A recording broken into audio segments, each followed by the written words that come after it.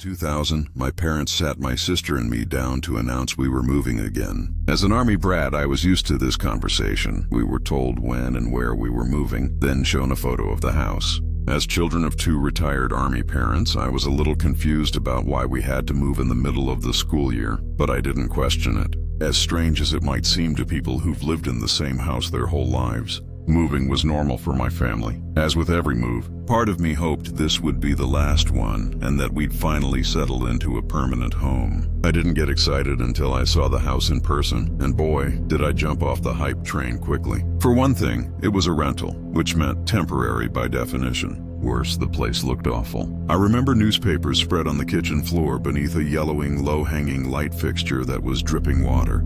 My bedroom was painted black, and the previous tenant had scribbled suicidal poems on the walls with multicolored crayons. It's funny now to imagine an emo kid doodling with wax crayons, but at the time I was royally creeped out. The stairs were creaky, the ceiling looked waterlogged, and the whole house was as dusty as an attic.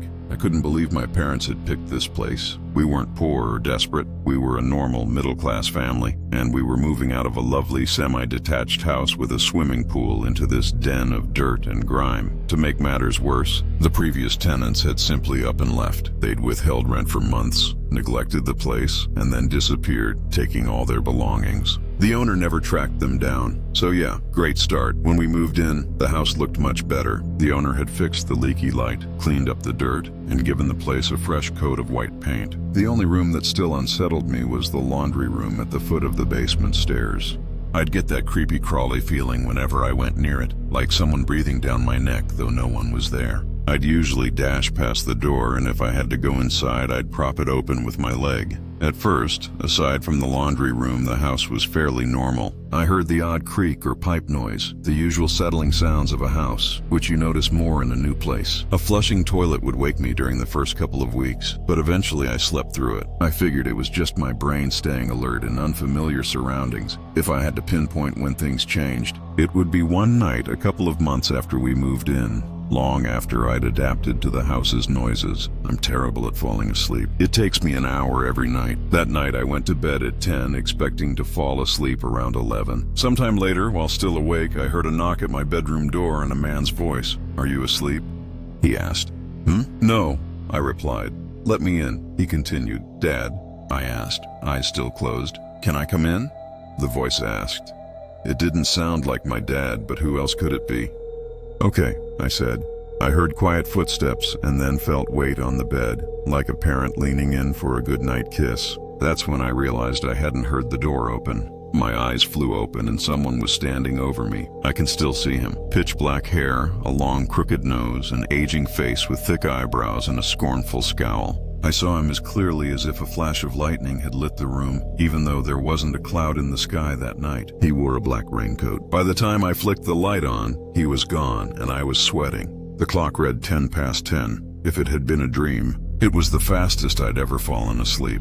That night was the first of many strange occurrences. One hot summer day, I was hiding in the basement browsing the web. It was around 3:45 p.m. when I heard the front door open, and I assumed it was my dad. He worked an early shift and usually came home that time. I ran up the stairs to say hello. "Hey, Dad," I called. No answer. When I reached the entrance, the hallway was empty, although the door was unlocked. "Dad," I shouted again. This part is a little complicated, so imagine the first floor forming an open rectangle with the stairs at its center. A mirror between the front door and the garage let you see the hallway I'd just come from and part of the stairs up to the second floor. After calling again, I caught a glimpse of my dad's silhouette in the mirror, or so I thought. For a split second, I saw a figure that looked like him standing behind me in the hallway. I turned, smiled, and then realized the figure was actually up the stairs. No sound had come from the third step, which always screeched. That's when I knew something was off. "Dad?" I whispered. No answer. The dark silhouette walked out of sight toward my parents' room. Every instinct screamed at me to run, but I didn't. I crept up the stairs and peeked into my parents' room. I saw a hand pulling away from their dresser toward the walk-in closet. The sight of that hand shifted my perception from maybe Dad to burglar. I backed into my room, grabbed one of my decorative swords, decorative but sharp, and closed the door slowly. I listened. Footsteps paced the hall, followed by a slightly muffled voice as if someone were on the phone. Then everything went quiet. Minutes felt like forever. When I cracked my door and looked out, nothing happened. I checked every room. Stupidly, yes, and found them empty. I sat at my computer with the sword on my lap until the door opened 20 minutes later and my real dad called my name. He'd been stuck in traffic. We searched the house together and found nothing missing. To this day, I'm not sure whether that was a relief or more frightening. I know what I saw. The front door had been unlocked. If my dad hadn't come in yet, then who had? The neighborhood itself felt eerie. My friends and I would test our teenage bravado with nighttime walks in the nearby woods. One night after skating at the park, we took a shortcut behind an outdoor mall, a dimly lit 25-meter path. The sky was pitch black without a star. Suddenly, a gust dislodged a massive icicle from a tree about 20 meters away. It hurtled toward us like a spear,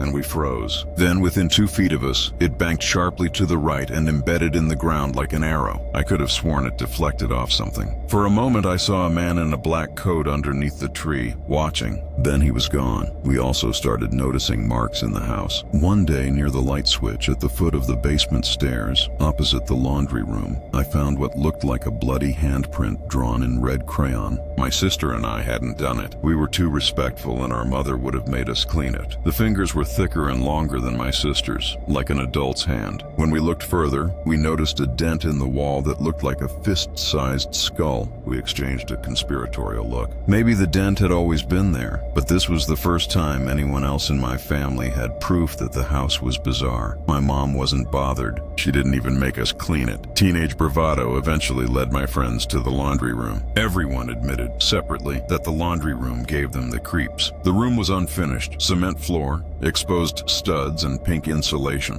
One night, 5 of us packed into that tiny room, shut the door, and turned off the lights. After a minute, one friend cried, "Something touched my leg." We laughed at first, then panic grew. Nobody admitted to touching her. I groped for the light switch and couldn't find it, like the room had shifted. Then I felt the doorknob and flung the door open. We bolted out so fast it was embarrassing. My friend swore she'd seen a man standing in the corner when the door opened. I turned on the light. The room was empty. None of us ever went in that laundry room again. The last odd incident happened when we were preparing to move out after 5 years. My sister panicked because a library book went missing, then miraculously reappeared. Later, while I was reheating food in the microwave, it stopped and then started itself again, adding 3 minutes to the timer, the only time it ever did that. After lunch, we headed to the basement and found glass shards on the floor, sofa, and table. The circular light shade was missing and the metal ring that held it was on the floor. There was no plausible way the glass had ended up on the table and sofa without us hearing it break. It was weird and unexplainable, but we cleaned it up. A month or 2 later, we moved. I've often wondered if the next tenants experienced similar things. Neighbors told me the house changed hands a lot. That house was only about 25 years old, not ancient enough to be linked to well-known tragedies, so I never found a reason why it felt so wrong. Whatever it was messed up. Now I live alone in a safe condo and haven't experienced anything since, but I still remember that man in the black coat and the icicle that turned mid-flight.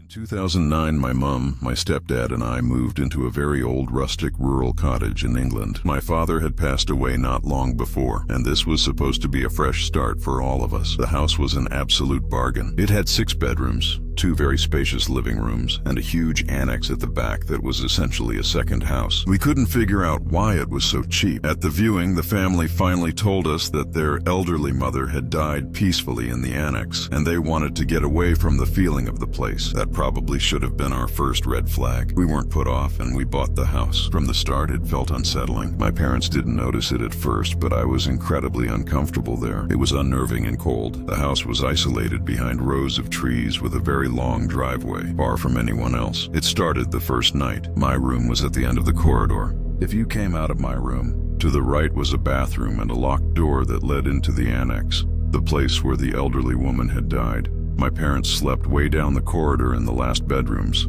so I felt quite isolated. Directly opposite my room were the stairs. That first night it was freakishly cold. I pulled my blankets up to my head. After my dad passed away, I'd suffered from insomnia for years. So the cold and the anxieties of moving to a new house added together and I got 0 sleep. I lay awake for hours, just staring around the room.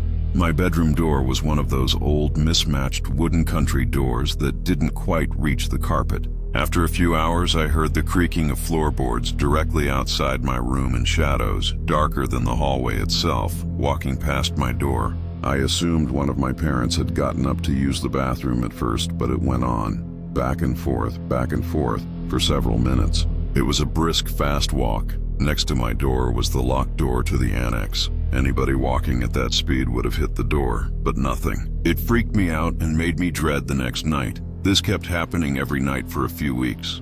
I remember one night I actually left my bedroom door open. Around the same time, I heard the creaking again, turned around, and unmistakably saw a figure, blacker than black, walking forward and backward in the hallway in front of my door. I couldn't take my eyes off it the entire time. Needless to say, I never slept with the door open again after that night, but this is where things got properly creepy. I'd been terrified of this shadow for weeks. There was a horrible feeling around it, like it was after me. One night, as I was going downstairs for dinner, I had that same cold feeling. For a second, I froze in the dark hallway and looked toward the annex door. There, without any sleepy eye tricks, I saw the same black shadow walking directly at me at high speed. I ran downstairs and told my parents everything. They mostly laughed it off and tried to reassure me that ghosts aren't real. They didn't believe there could be anything left of the old woman in the house. Some backstory. The old woman had been terrified of the previous owner's dog. They had installed a pulley system in the house so she could pull a cord from her bedroom to ring an old bell in the kitchen if she wanted anything. The whole system was still there when we moved in. The night after I told my parents about the shadow, I was woken at around 2:30 a.m. by the kitchen bell ringing, loud and repeatedly, as if the cord was being pulled firmly and constantly. I ran into the corridor. My parents were there too, equally confused and concerned. We all looked at each other and ran downstairs into the kitchen. As soon as we entered the kitchen, the ringing stopped. We searched the annex to see what could have caused it, but found nothing. No sign of anyone. My God, I hated that place. The annex was even colder and more lifeless than the main part of the house. I felt like I needed to leave as soon as possible. My parents weren't entirely convinced it was a ghost, but they were definitely less skeptical than before. From then on, the activity became much more obvious. My parents and I started to hear knocking from the annex door next to my bedroom, noises from downstairs that sounded like someone moving around, and sometimes my fish tank light would click on and off and wake me up. I often woke to find my wardrobe doors wide open with no breeze in sight. One night I was sitting alone in my room reading, and one of the wardrobe doors opened by itself with some force. I got up, closed it, and ran downstairs to tell my parents. When I came back about 15 minutes later, every single cupboard door, around a dozen of them, was open as wide as they would go. A lot more happened. Taps turned themselves on regularly. One night I woke to the sound of a cupboard opening and saw droplets of water running from the bathroom next to the annex door all the way to a few feet from my bed, but no more water afterwards. I was terrified. About 6 months after it started, we moved out. My grandma had grown unwell and moved in with us. From the beginning, she hated the house. She was incredibly sweet and calm, and I'd never seen her distressed like she was there. One night, while we were in the kitchen, she took my hand, pointed at the annex, and said, "Don't you go in there. I don't like it in there." That scared the crap out of me. On the last night we spent in that house, I was woken by my mom screaming. She said she felt 2 hands grab her ankles under the bed sheets and pull her down the bed just a few inches. Right then, she asked to leave. We went to stay in our old house for a while, but because of the size, my stepdad, the biggest skeptic of us all, stayed in Lilac Cottage for a few more months. He's still quiet about that house. He hates talking about it. Even he admits something was incredibly wrong there. Without much warning, he put the house up for sale and sold it so desperately that he lost almost a quarter of what he'd paid for it. He's never told us exactly why. I've promised myself that one day I'll reach out to the current owners and see if they've experienced anything too, but I haven't done that yet.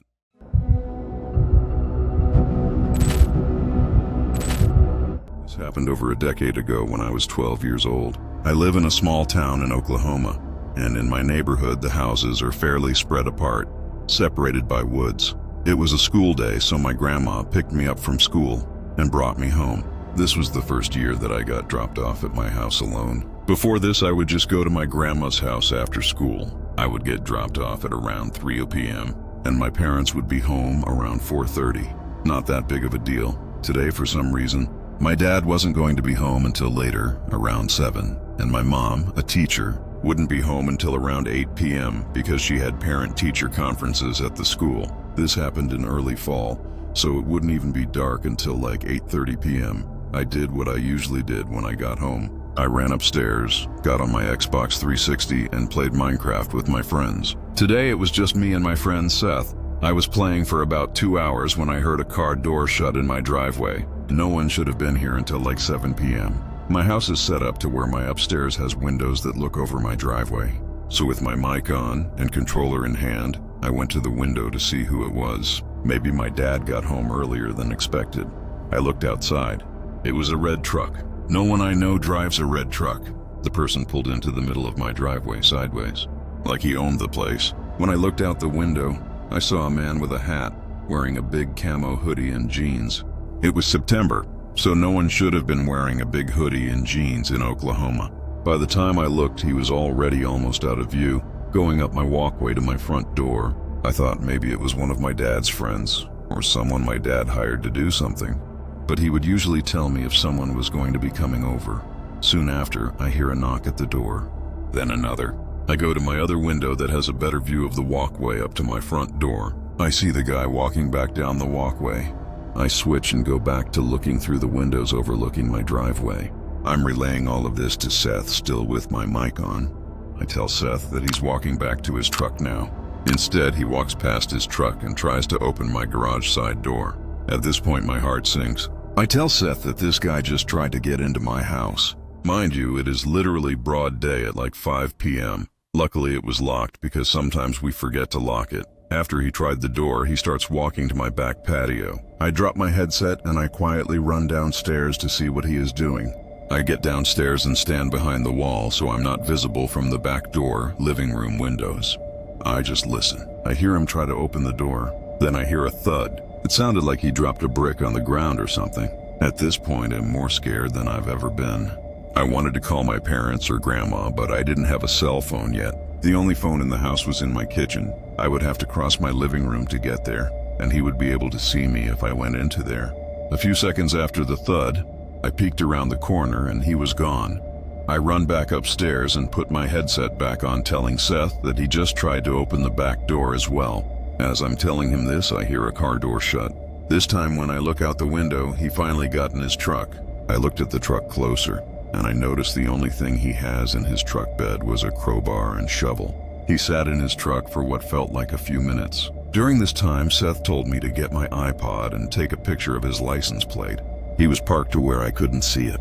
Then he drove backwards out of my driveway and down the road. A few minutes after he was confirmed gone, I went downstairs to see what the thud could have been. I get to the back door and see that the doormat was moved.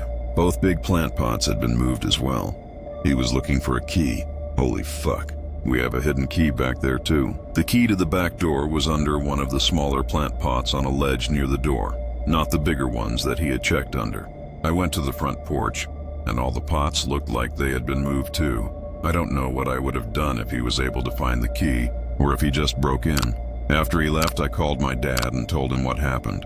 When my dad got home, he had a cop come over and I told him what happened and gave him a description. The guy never came back.